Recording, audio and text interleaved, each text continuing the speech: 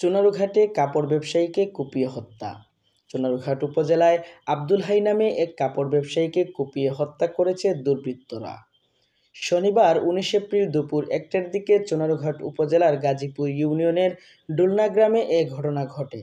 নিহত ব্যক্তি ঘটনাস্থলের পার্শ্ববর্তী জারুলিয়া গ্রামের বাসিন্দা। স্থানীয়রা জানান, দুপুরে আব্দুল হাই ডুলনা গ্রামে রাস্তার পাশে নিজের জায়গা থেকে বাঁশ কাটছিলেন।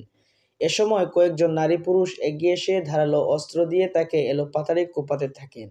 এতে তার মাথাসহ শরীরের বিভিন্ন স্থানে জখম হয়ে আব্দুল হাই ঘটনাস্থলেই মারা যান।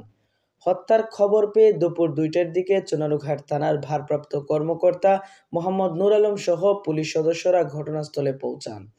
নিহত ব্যক্তির মরদেহ হবিগঞ্জ 250 শয্যা জেলা সদর হাসপাতালের মর্গে পাঠানো হবে। ওসি বলেন, হত্যাকাণ্ডে জড়িতদের শনাক্ত করে শিগগিরই গ্রেফতার করা হবে।